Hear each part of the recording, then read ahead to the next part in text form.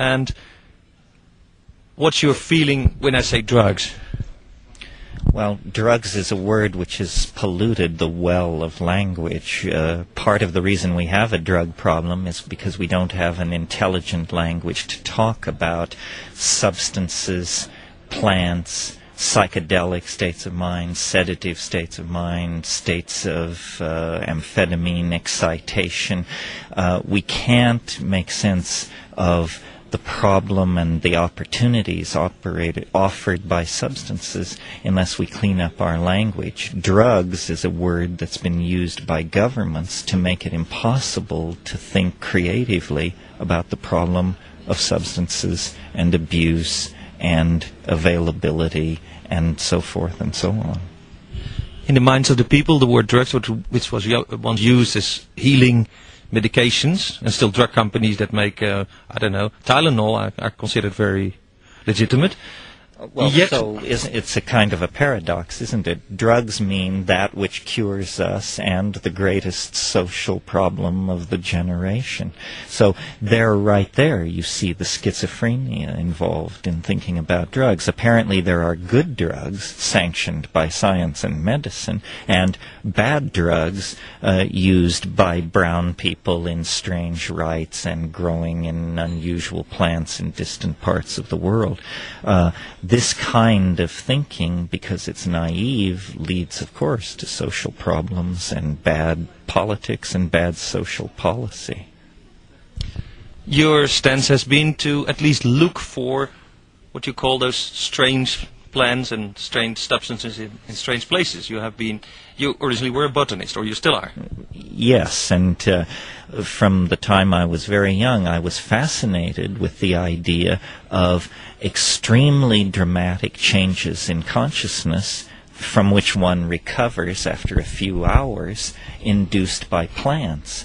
And I discovered through the writing of Aldous Huxley and other people that this was a worldwide religious and cultural phenomenon that my own Catholic middle-class upbringing had completely overlooked and denied, and I've been fascinated with it ever since. You know, it's a bit like sexuality. It's something which the Calvinist intellect would just prefer didn't exist, but in fact the phenomenon of being human beings in animal bodies with a relationship to nature makes it important for us to address these altered states of consciousness, and the plants, the substances, and the cultural institutions that come into being around these things.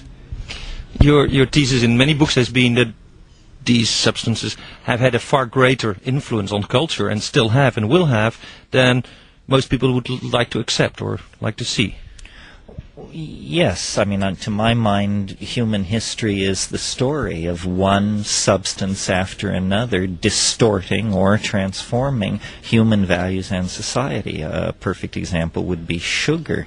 Most people don't even think of sugar as a drug, and yet we may think cocaine distorted moral and political values in Latin America, but sugar brought back slavery. Slavery actually died with the Roman Empire. Nobody worked agricultural products with slaves in the Middle Ages. It wasn't until the early 1400s that the Portuguese began producing sugar, and they used up Jews and prisoners. And so then they started buying human beings from Arab traders. And the Pope was in on the deal, and everybody was in on the deal. I mean, this is drug corruption of the central institutions of society on a massive scale. But that has gone on till our days. We have alcohol, we have tobacco. Well, this is my very point, that every society chooses a small number of substances, no matter how toxic, and enshrines them in its cultural values, then demonizes all other substances, and uses and then persecutes and launches witch hunts against those users whenever some political pretext requires witch hunts and persecutions. So it's an old game, and it's been played in many places. hopefully part of the advancement of society toward ideas of universal human rights and that sort of thing, it certainly must include the idea of the universal human right to take responsibility for and to alter your own state of consciousness as you see fit. I don't think we can even pretend that we are on the edge of a civilized dialogue until we grant that people's minds, like their bodies, must be a domain free from government control. In American law, we have the notion of life, liberty, and the pursuit of happiness. If the pursuit of happiness means anything, it must mean the right to use and experiment with substances and plants. But do we need, say, more research, or do we know all we need to know about entheogens or hallucinogens? No, we need endless amounts of research. The fact that these things have been illegal in most countries for 50 years means there is a huge lag in understanding the impact of these things on human beings. How many people have taken MDMA, and yet MDMA has not been thoroughly studied by science? How many people have smoked DMT? Same thing. In a way, by making these drugs illegal, we're setting ourselves up for a potential catastrophe someday when some side effect is overlooked because the drugs were not rationally reviewed with an eye not toward keeping them out of the hands of the public, but with an eye toward public safety and educating the public in safe use of these things. The state should not, in the matter of drugs, any more than in the matter of sex, act as the secret agent for the agenda of the church. And that's what's happening. People want to stimulate themselves. They want to explore their consciousness. They want to sedate themselves.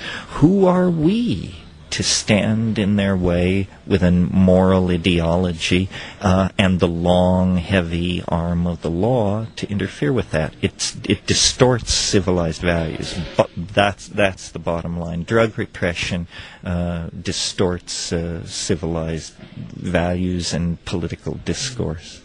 Many people emphasize the bad effects of using, LSD, DMT. Do you think there are positive effects in general, and are there positive effects that are yet to be discovered? Well, yes. Anyone who has actually been around people using psychedelics know they have tremendous therapeutic potential, tremendous potential to launch people into confrontations with aspects of their personality or their history that they are in denial of. The people who hold that these psychedelic substances have no application have very little actual personal experience with them. It's the old story of my mind is made up, don't confuse me with facts.